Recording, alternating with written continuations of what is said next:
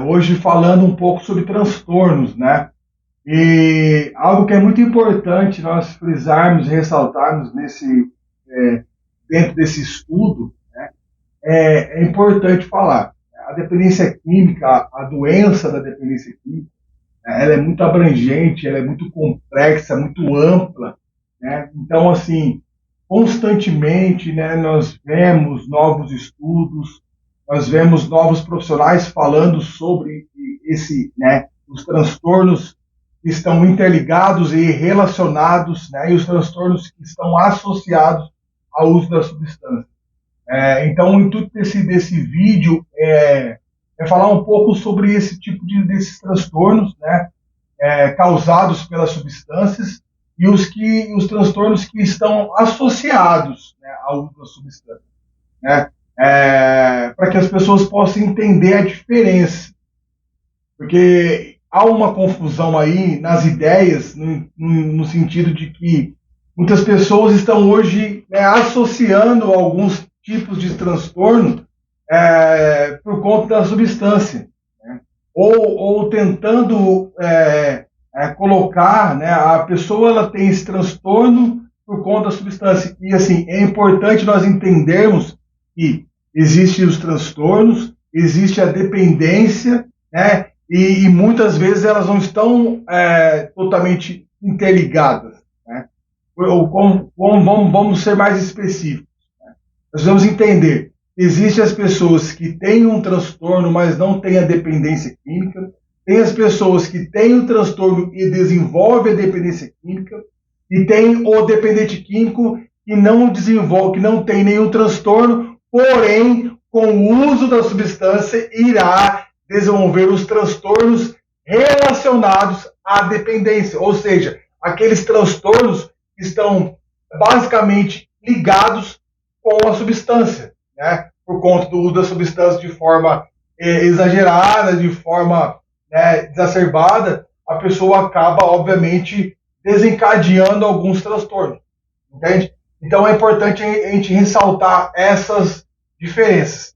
Transtornos que podem estar interligados à substância, né? Os mais conhecidos são transtorno de ansiedade, transtorno depressivo, borderline, bipolaridade, TDAH, esquizofrenia, são os transtornos que podem estar basicamente interligados com o uso de uma substância. Mas eles podem existir sozinhos, Júnior? A pessoa desenvolver ou ter traços que são ligados a esses transtornos? Com certeza, né? Isso é fato, isso é basicamente estudado sobre a ciência, sobre a medicina, e tem pessoas que têm esses transtornos, né, e não tem nada a ver com o uso da substância, né? Porque muitas vezes as pessoas tentam ligar uma coisa na outra. Outro dia eu vi de uma mãe falando, Júnior, ele tá com depressão.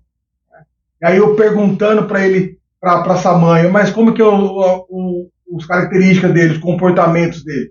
Porque ele usa uma substância no qual nós podemos falar aqui a cocaína, né? E é uma substância estimulante, no qual ela estimula as atividades cerebrais. Ou seja, né, obviamente que a pessoa pós-uso, como ela teve a aceleração, a liberação de dopamina foi de forma muito mais acentuada, né, claramente que a pessoa, depois do efeito, depois do uso da substância, vem o quê? Quadros, né, depressivos. Ou seja, não é que ele tem a depressão e aí ele usa a substância, né? Ele usa a substância e por conta desse uso da substância, ele tem um transtorno depressivo, né? Ele tem comportamentos, padrões depressivos por conta do uso da substância, né? Essa é a importância de a gente entender, né?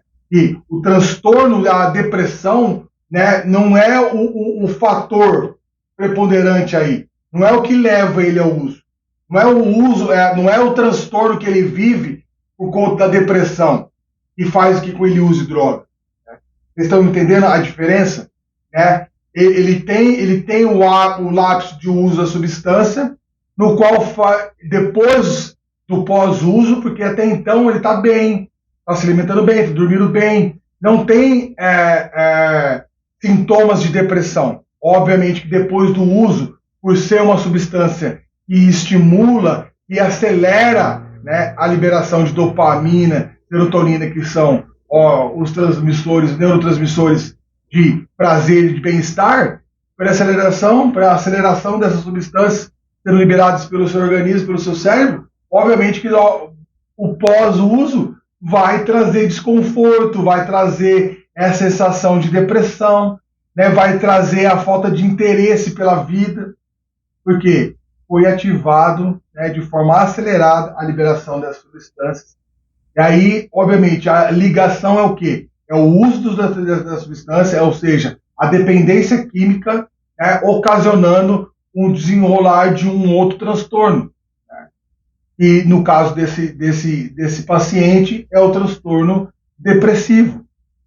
Então, o que nós precisamos entender é que existem pessoas que elas têm o transtorno, né, por conta das situações da sua vida, né, ligadas paralelamente à dependência.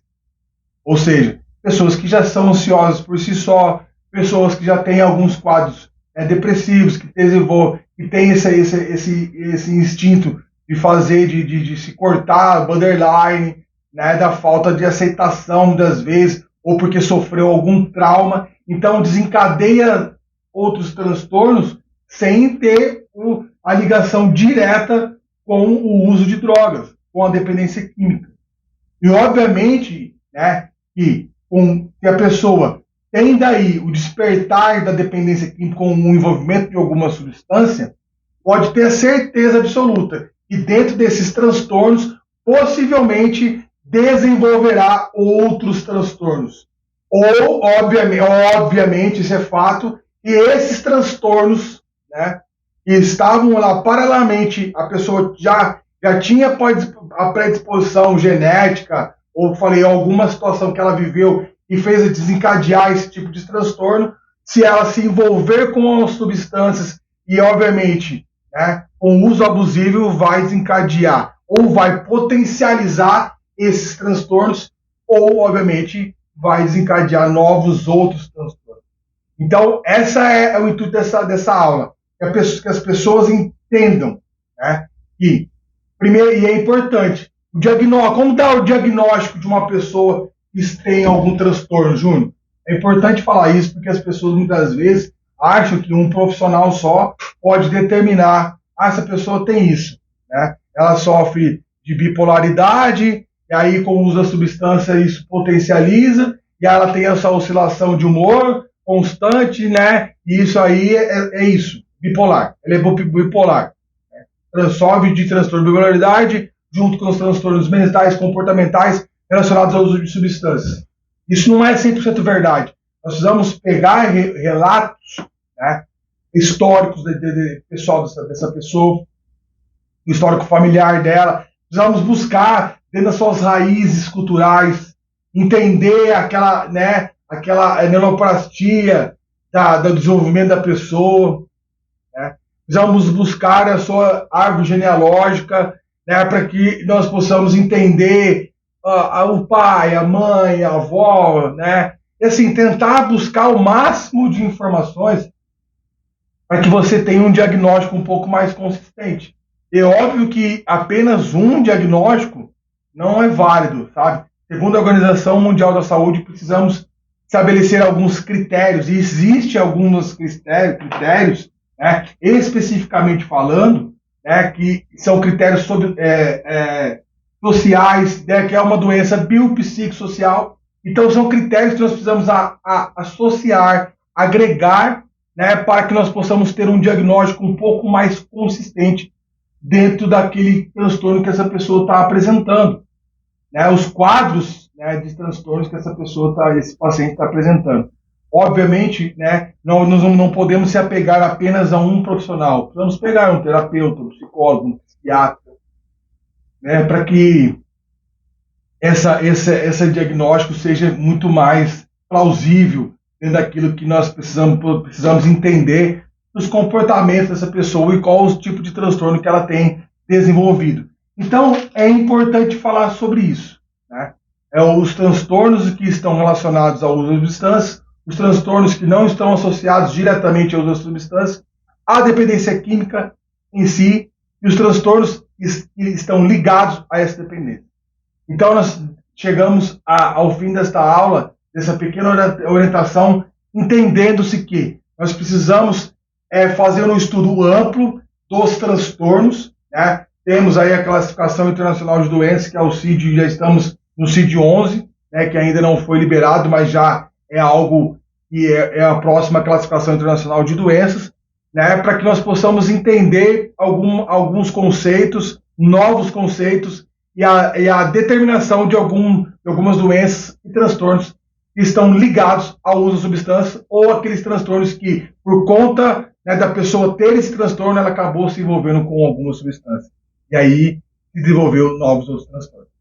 É um pouco complexo o estudo, precisamos ter bastante material, buscar bastante informação, não podemos se apegar apenas a uma informação, a uma fonte, para que nós possamos ter diagnósticos muito mais consistentes, como eu falei, ouvir outros profissionais antes de ter qualquer tipo de diagnóstico para você que trabalha na área da saúde, para você que trabalha com a dependência química, para você poder entender um pouco mais sobre isso.